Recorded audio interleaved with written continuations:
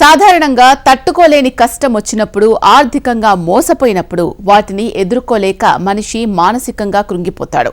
ఇలాంటి సమయంలో ఎవరైనా తోడు ఉండి ధైర్యం చెబితే ఓకే, లేదంటే పూర్తిగా డిప్రెషన్కు గురై బలవన్ మరణానికి పాల్పడతారు. ఇది నిత్యం మనం చూస్తుందే. కానీ ఉన్నట్టుండి ఒక రోబో చచ్చిపోయింది. రోబో చనిపోవడం ఏంటి?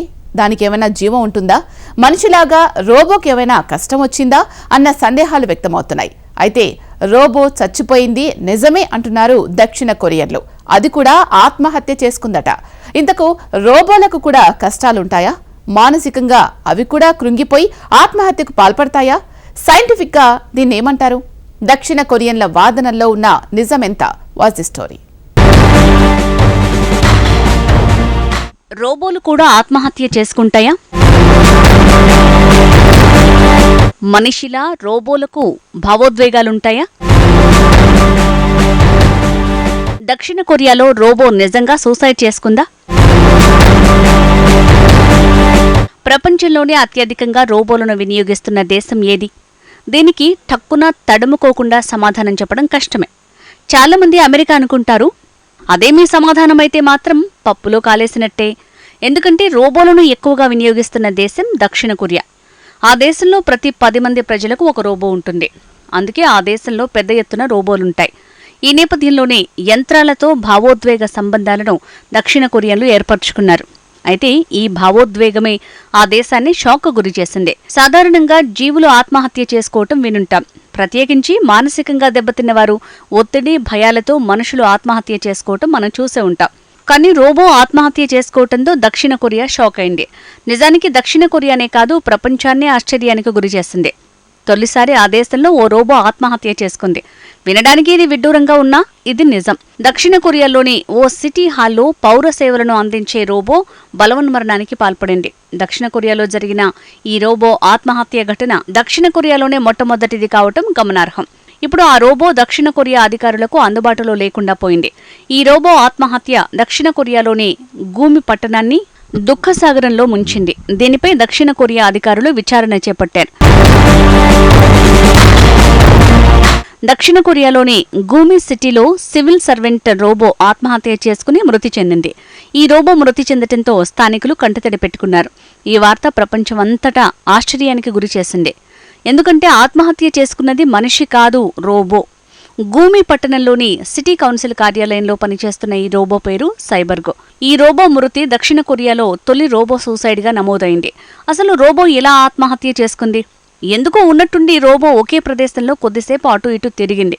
ఆ తర్వాత అది మెట్ల మీద నుంచి కిందికి పడిపోయింది. ఈ విషయాన్ని స్థానికులు తెలిపారు. రోబో ప్రమాదంపై విచారణ ప్రారంభించిన అధికారులు అది స్పందించడం లేదని తెలిపారు. అయితే ఎంతో శ్రద్ధగా పనిచేసే రోబో ఎందుకు ఇలా ఆత్మహత్య చేసుకుందని దక్షిణ కొరియా మీడియా ప్రశ్నిస్తోంది. అయితే ఈ రోబో ఆత్మహత్యకు కారణాలేంటో ఇప్పటివరకు ఖచ్చితమైన వివరాలు తెలియరాలేదు. దీనిపై అధికారులు దర్యాప్తు చేస్తున్నారు. అయితే అధిక పని ఒత్తిడి కారణంగానే రోబో బలవన్మరణానికి పాల్పడినట్టు చాలామంది సోషల్ మీడియాలో ఆరోపిస్తున్నారు. ఆసియాలోనే అత్యధికంగా ఓవర్ టైం పనిచేసే దేశాల్లో దక్షిణ కొరియా టాప్లో ఉంది. దక్షిణ కొరియన్లు సగటున వారానికి 40 గంటలు పనిచేస్తున్నారు. కానీ ఎక్కువ శాతం మంది పనిచేసే వేళలు వారానికి 50 గంటలు దాటుతున్నాయి. గతేడాది ఏకంగా 69 గంటలు పనిచేయాలంటూ ప్రభుత్వం ప్రతిపాదించింది. వారానికి 69 గంటల పనిపై దక్షిణ కొరియన్లలో ఆందోళన వ్యక్తమవుతోంది. ప్రజల్ని ఓవర్ టైం పనిచేయిస్తున్న దక్షిణ కొరియా ప్రతిష్ఠ మస్కబారుతోంది. రోబో అయినా సరే సివిల్ ఆఫీసర్ మరణాన్ని దక్షిణ కొరియన్లు ఓవర్ వర్క్తో లింక్ చేస్తున్నారు. నిజానికి ఇది వింతగా అనిపిస్తోంది. అయితే రోబో ఎంతకాలం నుంచి పనిచేస్తోంది? రోజుకు ఎన్ని గంటలు పనిచేస్తోంది? రోబోటిక్స్ సహాయాన్ని అందించేందుకు దక్షిణ కొరియా 2023లో ఓ ప్రతిష్టాత్మక కార్యక్రమాన్ని చేపట్టింది. అందులో భాగంగా గూమి పట్టణంలోని సిటీ కౌన్సిల్ కార్యాలయంలో సైబర్గో రోబోను నియమించింది.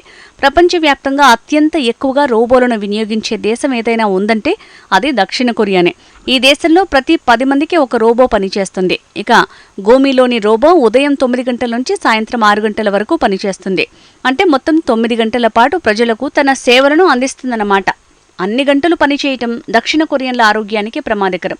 అయితే ఆత్మహత్యకు ఓవర్ వర్క్కు మధ్య సంబంధం ఏంటి? అందులోనూ ఎలాంటి ఫీలింగ్స్ లేని రోబోకు ఓవర్ వర్క్ చేయటం ఇష్టముండదా? అయితే దక్షిణ కొరియాలోని రోబో బహుళ అంతస్తులో పనిచేస్తోంది. అదే స్వయంగా లిఫ్ట్ ఎక్కుతుంది. ప్లస్ గూమీ సిటీ హాల్ కార్మికుల ప్రకారం రోబో చాలా శ్రద్ధగా పనిచేసేదట. ఇక్కడే ఇది ఎమోషనల్గా కనెక్ట్ అయినట్టు భావిస్తున్నారు. నిజానికి సిటీ హాల్లో పనిచేసే సైబర్గో రోబో లక్షణాలను మానవులను తలపించేవి. అయితే దాని మరణం మాత్రం అది టెక్నికల్ లేదా కోడ్ లోపం కావచ్చు. కానీ చాలా వరకు యంత్రాలు ఇప్పుడు మానవీకరణ దిశగా అడుగులేస్తున్నాయి. అంటే మనుషుల్లా వ్యవహరిస్తున్నాయి. దీనికి సహకరిస్తున్నది మాత్రం కృత్రిమ మేధస్సే. రోజురోజుకు ఏఐ మరింతగా మెరుగవుతోంది. మరింత చురుగ్గా శక్తివంతంగా ఏఐ విస్తరిస్తోంది. ఇప్పుడు ఏఐకి ముఖం, వ్యక్తిత్వం, శరీరాన్ని ఇచ్చారు. ఈ నేపథ్యంలో రోబోలు మానవుడిలా ప్రవర్తించడానికి సాంకేతికతే కారణం కావచ్చని నిపుణులు అంచనా వేస్తున్నారు. అయితే ఇది ఎంతమాత్రం మంచిది కాదని విశ్లేషిస్తున్నారు. ఏఐ బాట్లు ఇప్పుడు తమ సొంత భాషను అభివృద్ధి చేసుకుంటున్న సందర్భాలు కూడా ఉన్నాయి. ఏఐ ఆధారిత సాధనాలు అంటే ఏఐ రోబోలు మానవుల భావోద్వేగాలను అర్థం చేసుకోవటంలో మరింతగా మెరుగవుతున్నాయి. ఉదాహరణకు ఏఐ సాధనాలు వ్యంగ్యాన్ని గుర్తించగలుగుతున్నాయి. నిజానికి ఇది గొప్ప విషయమే. అయితే 2017లో తొలిసారి ఓ రోబో పౌరసత్వాన్ని పొందింది. ఓ యంత్రానికి చట్టపరమైన వ్యక్తిత్వాన్ని ఇచ్చిన తొలి దేశం సౌదీ అరేబియానే. ఆ దేశంలోని రోబోను సోఫియా అని పిలుస్తారు. ఇది మార్కెటింగ్లో ఉద్యోగం చేస్తోంది. అయితే రోబో ఓ వ్యక్తిలా ఉండటం అంత సులువేం కాదు. కానీ మానవుల్లా కనిపించే రోబోలు ఇటీవలి కాలంలో పెరుగుతున్నాయి. దీంతో మానవుల మనుగడకు రోబోలు ప్రమాదకరంగా మారుతున్నాయని వాదించేవారు కూడా ఉన్నారు. అయితే వాటి తయారీని మాత్రం ఎవరూ అడ్డుకోవటం లేదు. ఇదిలా ఉంటే దక్షిణ కొరియాలోని ఆత్మహత్య చేసుకున్న సైబర్గో రోబోను అమెరికాలోని కాలిఫోర్నియాకు చెందిన బేర్ రోబోటిక్స్ అనే సంస్థ తయారు చేసింది. 2023లో బేర్ నుంచి దక్షిణ కొరియా సైబర్గో రోబోలను కొనుగోలు చేసింది. అధికారులకు డాక్యుమెంట్లు అందించడం, ప్రజలకు సమాచారం అందివ్వటం వంటి పనులు ఈ రోబో చేస్తుంది. సైబర్గోను పనిలో పెట్టుకున్న కొన్ని నెలలకే ఈ రోబో ముక్కలవటం విచిత్రం. అయితే గతంలోనూ ఈ రోబో ఆత్మహత్య చేసుకున్నట్టు ప్రచారం జరిగింది. అమెరికా రాజధాని నగరం వాషింగ్టన్లోనూ ఓ ఫౌంటైన్ వద్ద పనిచేసేందుకు ఓ రోబోను నియమించారు. అయితే ఆ రోబో విచిత్రంగా వ్యవహరించి కింద పడి పగిలిపోయి ధ్వంసమైంది. దాదాపు ఇప్పుడు దక్షిణ కొరియాలో జరిగినట్టుగానే జరిగింది. వాషింగ్టన్ రోబో కూడా ఆత్మహత్య చేసుకున్నట్టుగా ప్రచారం జరిగింది.